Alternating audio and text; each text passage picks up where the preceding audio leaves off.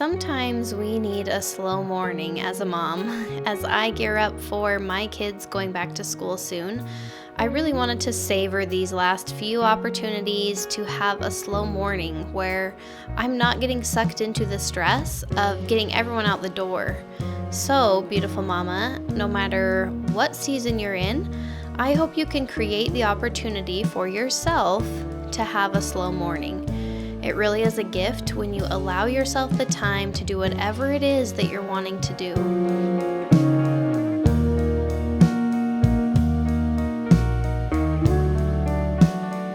This morning for me, it was sleeping in until my toddler's star turned green and he came into our room. Usually I wake up before my kiddos, but today I just slept in. I made sure to pray because that's top priority and I have a really hard time coming back to that. And then I just was able to kind of enjoy the morning at a slower pace. Part of the beauty of a slow morning for me is feeling like I can savor things a little bit more. Instead of seeing a checklist, I see opportunities for things that I really want to do.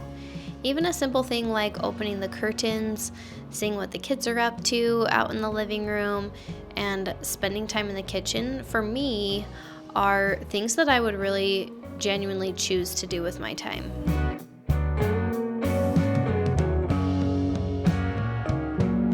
I've been feeling like a bit of a failure lately, just feeling like I've let my husband down on a few different occasions, times that we're out of something or times that the kids ate the rest of something that I had made that he really wanted. So this morning I wanted to have a good breakfast and I wanted to have a good breakfast option for him too.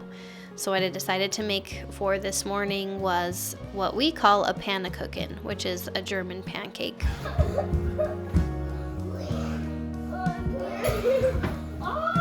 Some of you mamas watching this might not think that this is a slow morning. I end up spending a lot of time in the kitchen, and that might not be your cup of tea, and that's totally okay.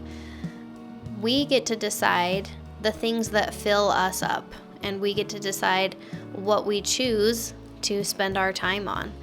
And for me, time in the kitchen has become a bigger and bigger, you could say, hobby of mine or interest.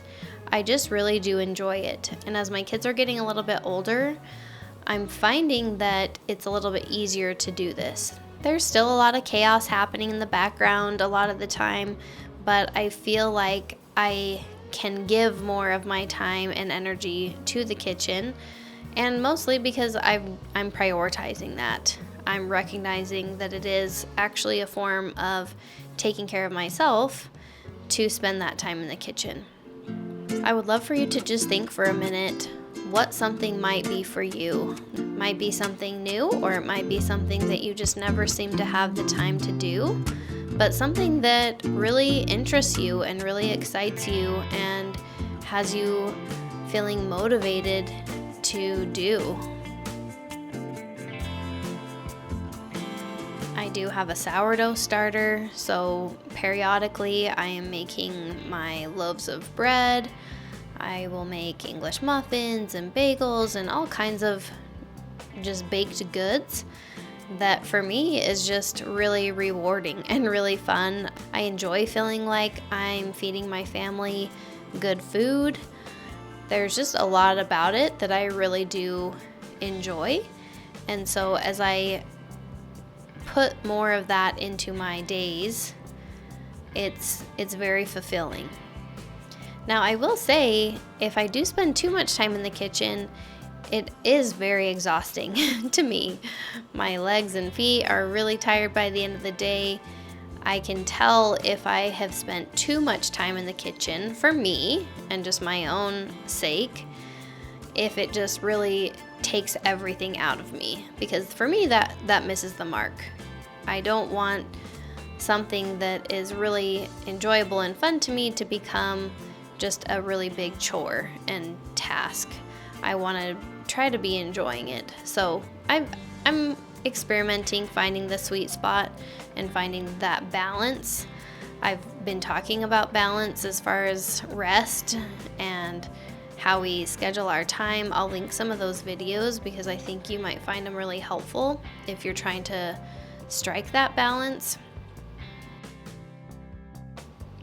But once I kind of got everything situated, the German pancake in the oven and my bread rising for the morning, it was time for me to just take a little bit of a breather. Part of my normal morning routine is reading my scriptures, and because I had slept in, that obviously didn't happen.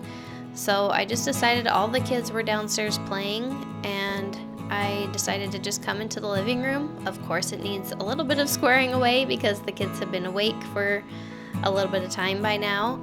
But opening the door, opening the curtains, that natural sunlight for me is just pure happiness. So I really enjoy going around the house and opening up the curtains. And on these slow mornings, like I said, I really can just soak that in and savor that instead of just rushing to the next task. So I was just able to sit and take my time reading my scriptures until I was ready to really tackle the kitchen.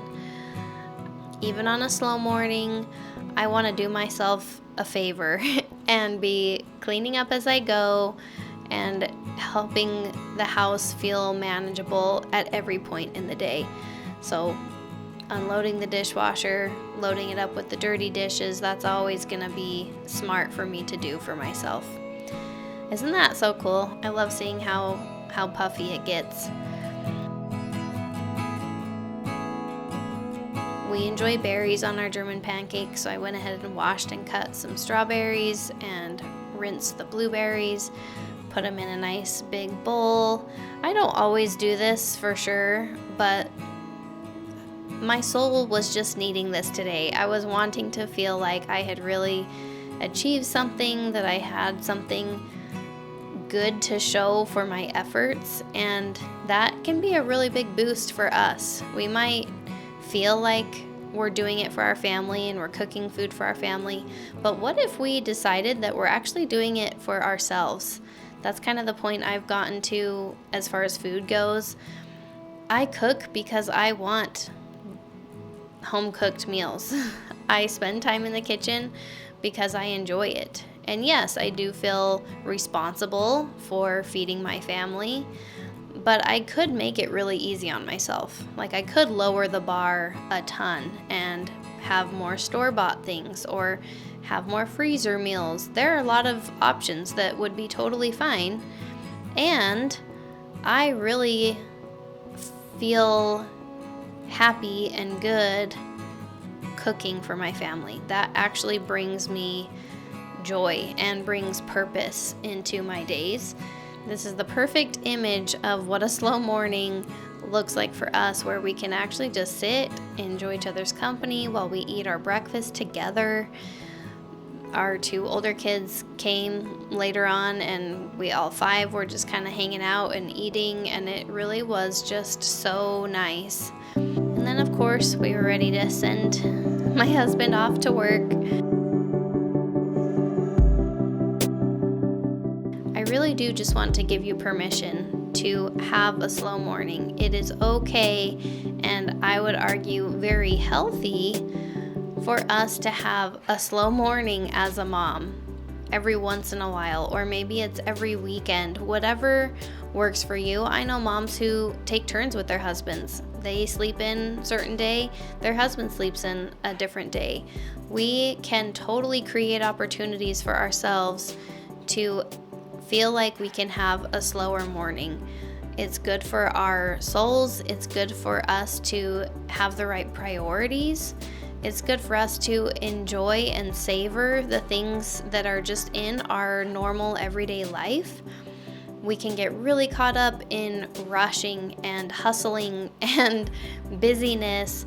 And when we take the opportunity to just slow down and give ourselves permission to do what we really want to do, there's a lot of good that comes from that. We talk all the time about the need to fill our cup so that we can pour into everyone else's.